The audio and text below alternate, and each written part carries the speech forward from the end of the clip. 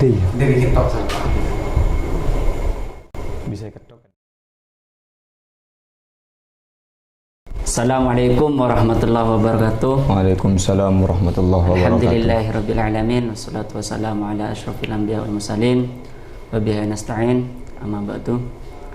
Pemirsa yang kami hormati dan yang dirahmati Allah Subhanahu wa taala. Diskusi kali ini tidak kalah seru dengan diskusi yang sebelumnya karena kami sengaja menghadirkan tamu yang begitu mulia, yaitu Al-Mukarram Ustadz kita semua, Ustadz Mutammam. Dan yang akan kita bahas nanti tentang seputar bulan Rajab, hal-hal yang ada dalam bulan Rajab, keutamaan-keutamaan yang ada di bulan Rajab. Mengingat Allah Subhanahu wa taala dalam Al-Qur'an itu berfirman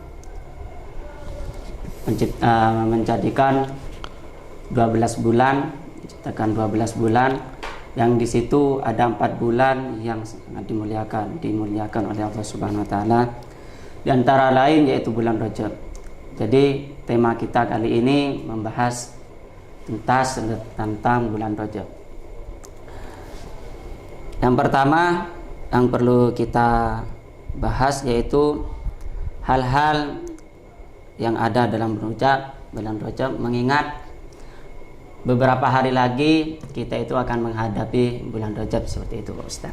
Pembahasan pertama yaitu mengenai sesuatu atau pekerjaan-pekerjaan, hal-hal yang perlu kita lakukan sebelum kita memasuki bulan Rajab seperti itu. Bismillahirrahmanirrahim. Bismillahirrahmanirrahim. Jadi untuk edisi sekarang ini pembahasannya adalah bulan Rajab yang pertama kita bahas atau yang pertama sampean tanyakan, apa sih atau hal apa saja yang perlu kita persiapkan sebelum memasuki bulan Rajab seperti itu kan ya? Iya, ya. Jadi sebelum memasuki bulan Rajab yang mulia ini, banyak hal-hal yang perlu kita lakukan, banyak hal-hal yang perlu kita benahi, baik dari pikiran atau hati. Ya, termasuk kita dianjurkan sebelum memasuki bulan Rajab, dan bahkan setelah kita memasuki bulan Rajab itu kita dianjurkan untuk berbanyak istighfar kepada Allah. Sehingga kalau kita sudah berbenah hati, berbenah jiwa, beristighfar kepada Allah, masuk ke bulan Rajab, kita digampangkan oleh Allah, dimudahkan oleh Allah untuk bisa memperoleh yang namanya taufik dan barokah di bulan Rajab, di bulan Sa'ban dan di bulan Ramadan. Itu termasuk yang pertama, membanyak istighfar kepada Allah. Terus yang kedua, dianjurkan oleh para ulama sebelum memasuki bulan Rajab kita semakin memperkokoh tali persaudaraan, semakin mempererat yang namanya ikatan silaturahmi. Jadi sebelum memasuki bulan Rajab, kita yang masih yang masih bertengkar, yang masih tidak saling tegur sapa dengan sesama muslim, yang masih bermusuhan, ayolah berdamai sebelum kita memasuki bulan yang mulia. Karena di dalam bulan Rajab, bulan Sa'ban dan bulan Ramadan terdapat banyak pahala, terdapat banyak keutamaan yang bisa kita dapat. Selanjutnya para ulama menganjurkan kepada kita sebelum memasuki bulan Rajab, kita dianjurkan untuk menata hati kita. Bagaimana caranya hati kita itu tidak terbalik. Habib Umar dalam satu majelisnya menjelaskan yang dimaksud hati terbalik itu berbangga dengan apa yang menjadi tradisi orang-orang kafir.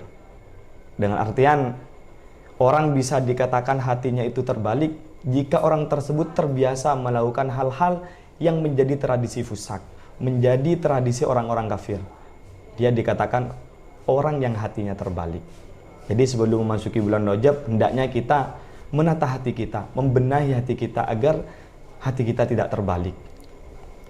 Menasehati menasehati sesama muslim itu termasuk daripada hati yang lurus, hati yang punya rasa iman yang benar-benar percaya akan syariat Islam, seperti itu.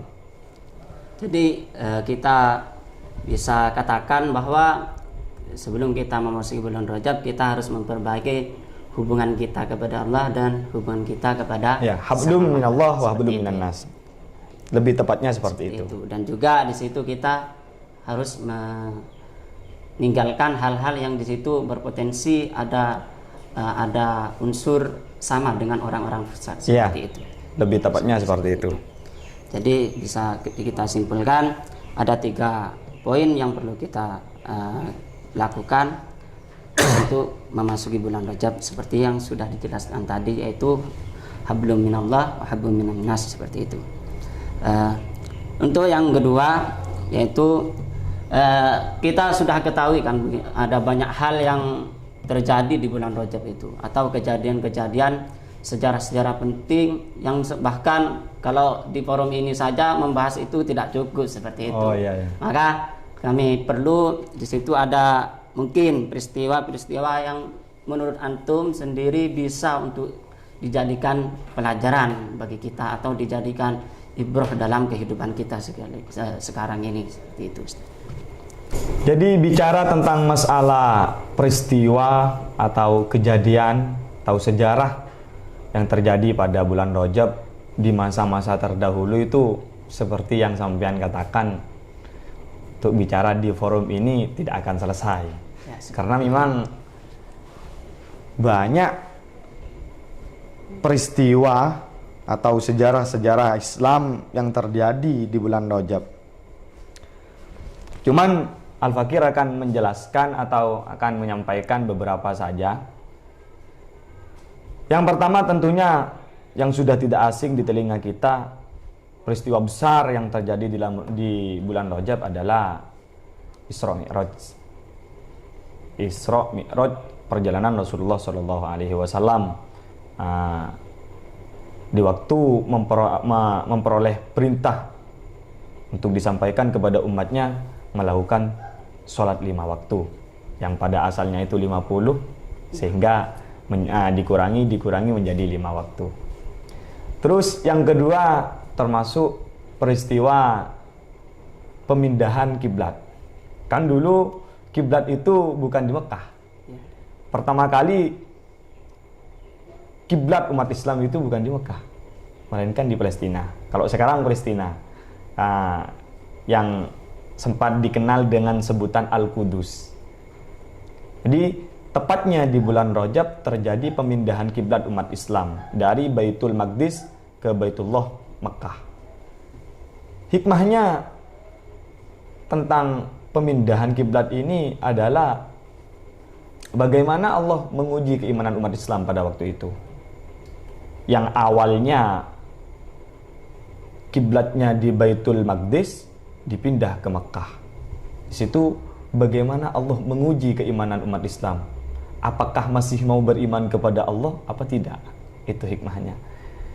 Jadi, terus gini, jadi kita bisa ambil ibrah dari ini bahwa di masa sekarang ini ya tetap pengukurannya sebagaimana kita hujan yang ada di masa-masa sekarang ini, zaman yang begitu kita katakanlah di sini sudah zaman akhir rusak seperti itu.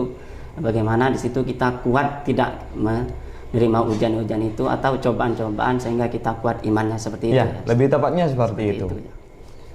Terus mengenai peristiwa yang tidak kalah seru mungkin ya, atau yang tidak kalah penting untuk kita bahas pada kesempatan kali ini adalah peristiwa Perang Tabuk. Ini mungkin sangat disayangkan kalau ada umat Islam yang tidak tahu cerita daripada Perang Tabuk yang tepatnya terjadi pada bulan Rajab. Perang Tabuk terjadi pada bulan Rajab dan perang ini diistilahkan perang tunggal. Karena pada tahun itu tidak ada peperangan lagi kecuali Perang Tabuk. Tepatnya pada tahun ke-9 Hijriah terjadilah Perang Tabuk, dan di dalam perang Tabuk ini merupakan perang yang terakhir kali diikuti Rasulullah. Jadi Perang Tabuk ini merupakan perang yang terakhir kali Rasulullah ikut. Setelah itu tidak ada perang lagi. Tidak ada perang yang diikuti Rasulullah. Seperti itu. Karena 2 tahun selepas itu Rasulullah wafat. Jadi perang Tabuk ini merupakan perang terakhir yang diikuti Rasulullah. Dan perang Tabuk ini merupakan perang yang terjadi di masa-masa sulit. Kenapa saya katakan seperti itu? Dikatakan oleh ulama, kenapa dikatakan perang di masa-masa sulit? Karena pada waktu itu perangnya terjadi pada masa siddatil harb, panas. Hawanya sangat panas dan sedikit daripada daripada pasukan perang itu membawa bekal. Kan biasanya kalau pasukan Islam itu mau perang kan bawa bekal. Jadi pada waktu itu sedikit. Perlu diketahui pada perang itu jumlah atau hitungan pasukan umat muslim ada yang mengatakan 30.000, ada yang mengatakan 70.000. Sehingga pada waktu itu Rasulullah SAW memerintah semua umat Islam untuk ikut berperang bersama Rasulullah. Dan pada waktu itu Sayyidina Utsman bin Affan radhiyallahu an menginfakkan segala hartanya untuk dibawa berbekal perang. Termasuk beliau menginfakkan 1.000 dinar dan membawa atau memberikan 950 unta untuk dibawa berperang. Tidak sampai di situ, beliau juga memberikan 50 kudanya untuk dijadikan bekal berperang bersama pasukan Romawi. Pada perang ini Rasulullah SAW mendoakan Sayyidina Utsman bin Affan dengan doa Allahumma rdoh an Utsman fa inni anhu radin, kata Rasulullah SAW. Dan di perang ini terjadi atau terdapat kisah yang sampai saat ini tertera dalam Al-Quran. Di perang Tabuk ini ada 3 orang yang diterima taubatnya oleh Allah. Ada 3 sahabat yang tidak mengikuti perang Tabuk dan dihukum oleh Rasulullah SAW. Dan pada akhirnya Allah Subhanahu wa taala menurunkan firman-Nya dan sampai saat ini ada di dalam Al-Qur'an kisahnya. Jadi gini, ibrah dari kisah ini perlu kita jadikan pelajaran bahwa pertama yang kalau kita berjuang begitu di jalan Allah, maka di situ memang kita harus total seperti itu. Iya, tidak tanggung-tanggung. Kan, seperti itu. Memang harus rela. Iya, rela walaupun keadaan jiwa kita dalam keadaan tidak enak gitu. Ataupun kita punya harta, artinya segalanya kita memang relakan untuk berjuang seperti itu. Dan saya rasa untuk kisah-kisah ini cukup ya. Untuk ini sudah banyak lah, sudah dikatakan banyak untuk dijadikan pelajaran di kehidupan kita, khususnya di masa sekarang ini. Untuk yang ketiga, poin yang ketiga, yang ini tidak kalah pentingnya tentang di pembahasan kita kali ini mengenai ini kan sudah masyhur, orang itu mengenal Rajab, istilah-istilah Rajab itu, bulan Rajab itu, tapi kebanyakan di luar sana bahkan pesantren-pesantren atau kalangan orang itu kebanyakan tidak mengetahui apa Rajab itu sendiri sebenarnya. Hanya saja Rajab itu dikenal adanya sekedar bulan seperti itu. Maka perlu kita bahas sekarang atau kita tanyakan untuk ajunan jenengan Ustaz, apa itu bulan Rajab dan juga keutamaan-keutamaan apa saja yang bisa kita lakukan di bulan Rajab itu. Kan itu banyak tentang keutamaan-keutamaan dalam bulan Rajab itu. Mungkin bisa kita ajunan Pak Ustadz uraikan pada kesempatan kali ini, diskusi kali ini seperti itu. Mengenai bulan Rajab, apa sih itu bulan Rajab? Makna daripada bulan Rajab sendiri adalah tarjib. Makna daripada tarjib adalah ta'zim, yang berarti mulia atau agung. Jadi tanpa kita membacakan ayat-ayat Al-Quran mengenai bulan Rajab atau hadisnya, Dari arti Rajab sendiri adalah berarti tarjib, yang artinya tarjib sendiri adalah takdim, mulia. Mulia seperti itu. Di bulan Rajab adalah bulan yang mulia. Makanya disebutkan di dalam Al-Quran, Allah Subhanahu wa Ta'ala berfirman, Inna iddatas syuhuri indallahi isna asyara syahron. Jadi menurut Allah, hitungan bulan itu ada 12. Minha arba'atun hurum. Jadi dari 12 bulan itu ada 4 bulan yang dimuliakan oleh Allah. Jadi yang 3-nya itu berturut-turut, Dzulqa'dah, Dzulhijjah, Muharram, dan yang 1 Rajab. Bahkan dalam hadisnya Rasulullah bersabda, Nabi Bakrah, hadis yang sanadnya dari Abi Bakrah, Rasulullah SAW bersabda, Inna zamana qad istadaraka hayatihi. Zaman itu berputar ulang selama 12 bulan. Isna asyara sahron. Salasun mutawaliyat. Yang 3 itu berturut-turut. Dzulqa'dah, Dzulhijjah, Muharram. Yang Rajab Modor allati baina Jumada wa Sa'ban. Yang 1 itu bulan Rajab, yang terletak di antara bulan Jumadil akhir dan bulan Sa'ban. Bicara tentang Rajab, bulan Rajab adalah bulan yang memang dimuliakan oleh Allah Subhanahu wa Ta'ala. Sehingga terusan ayat tadi itu, fala tatlimu anfusakum. Di dalam bulan Rajab ini kita tidak boleh menzalimi diri kita. Mengenai keutamaan atau fadilah yang bisa kita lakukan di bulan Rajab, jawabannya simpel. Dari Al-Fakir jawabannya simpel. Mengenai keutamaan yang bisa kita lakukan di bulan Rajab, jadi setiap sesuatu yang bisa kita lakukan atau setiap sesuatu yang memang disunnahkan secara disunnahkan secara mutlak di bulan-bulan di luar Rajab, itu dapat kita lakukan di bulan Rajab.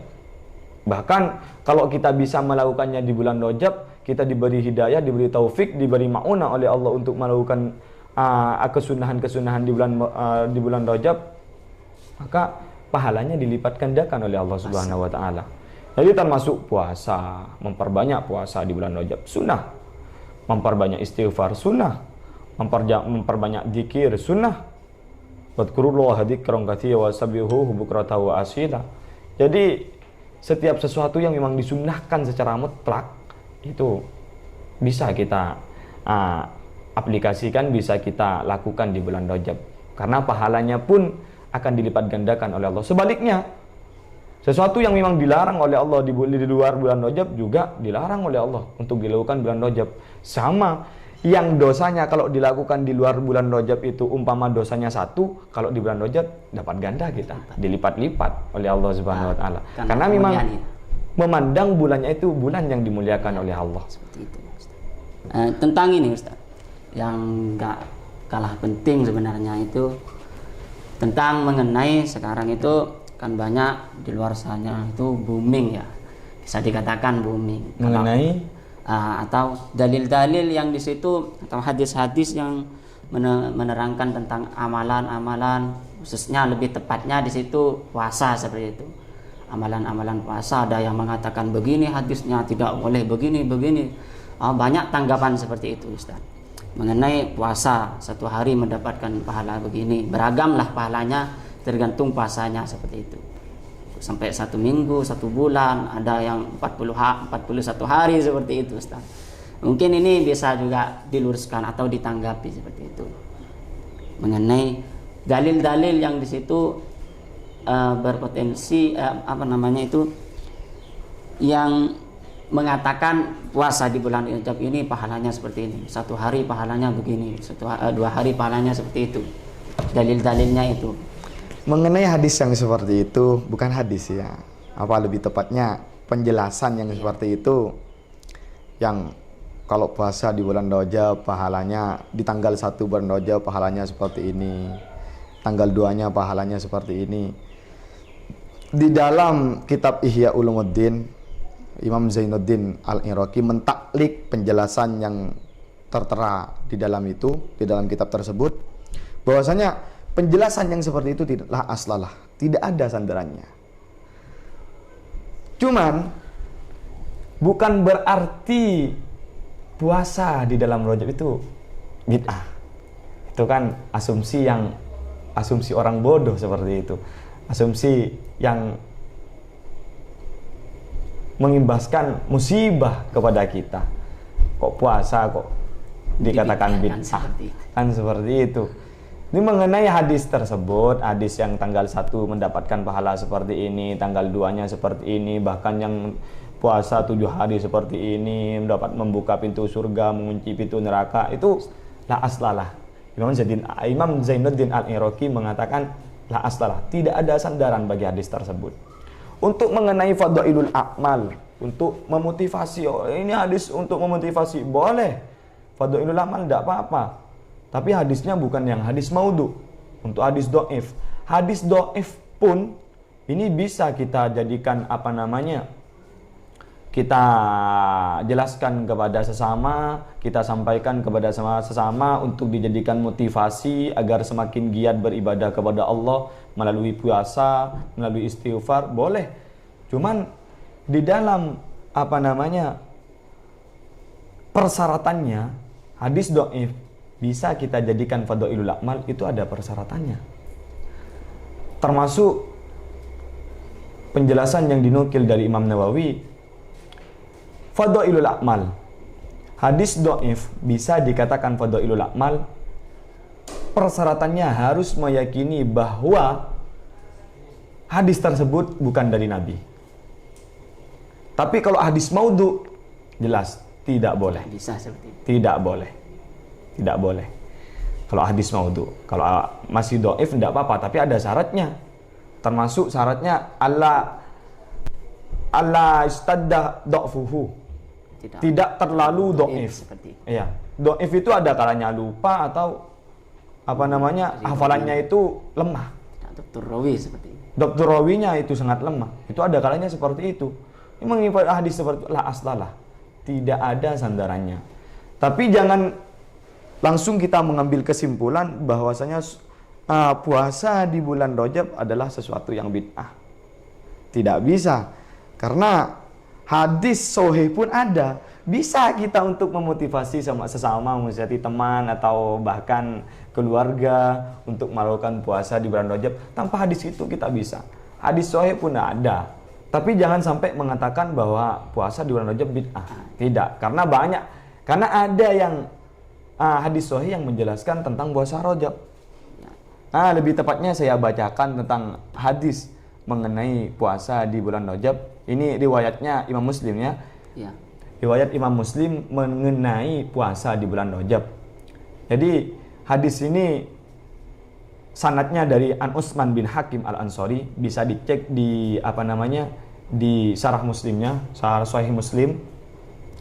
An Utsman bin Hakim Al-Ansari sa'altu Sa'id bin Jubair.